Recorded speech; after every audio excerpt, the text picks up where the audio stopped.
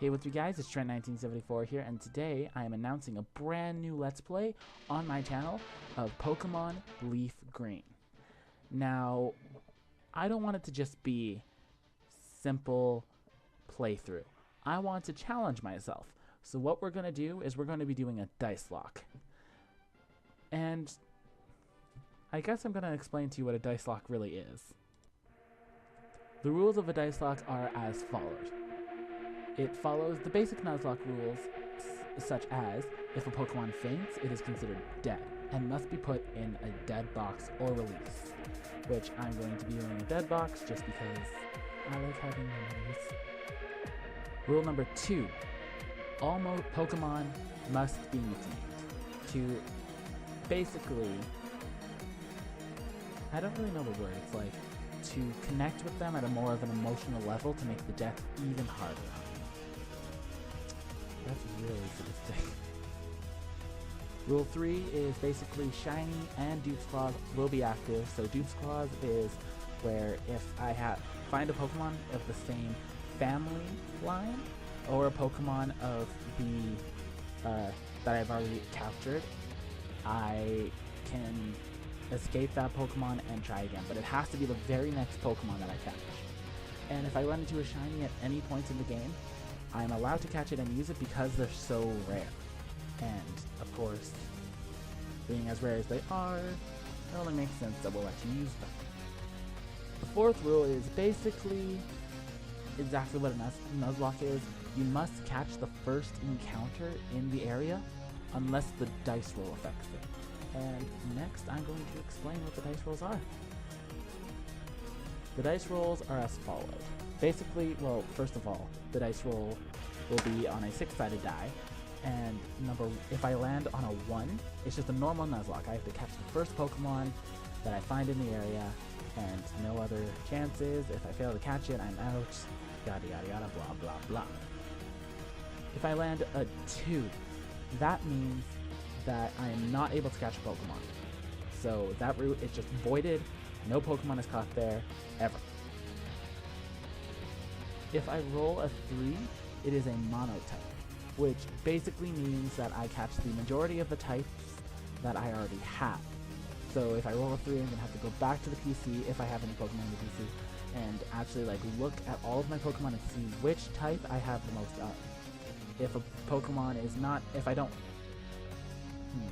Pokemon is not available in that route of this said typing, it just acts as a normal Nuzlocke. If I roll a 4, because 4 is my favorite number, I've decided that, well, I get to pick my Pokemon. So it's like, I get to roam around, find whatever I want, and catch that. But I only have one chance to catch it. If I kill it, or it escapes or whatever, I don't get to catch it, and that's my encounter for the area. This next one is kind of weird. So if I roll a 5, it's what I'm going to call a clock encounter. So I'm going to look over at my digital clock and take the last digit, which will be from 0 to 9, and whatever number it actually is, if I roll a 5, that's how many encounters I will go through until the encounter that is stated by the number. So basically, if it says, say, 644, I have to go through 4 different encounters, and the 4th encounter that I find will be the Pokemon that I have to catch. Kind of confusing, but oh well.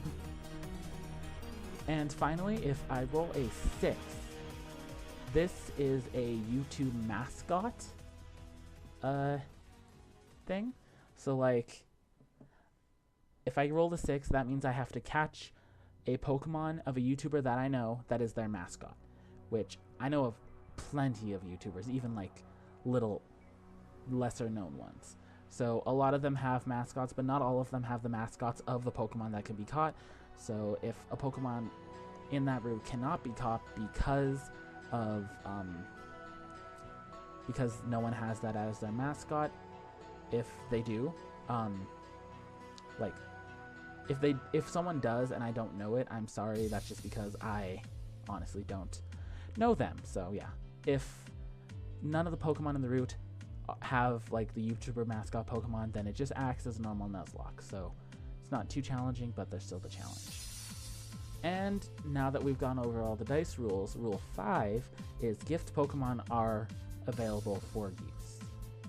So a gift Pokemon that I get that's like, I don't even remember, like my starter or something, like I'm allowed to use that and then catch another Pokemon from that area, if at all possible.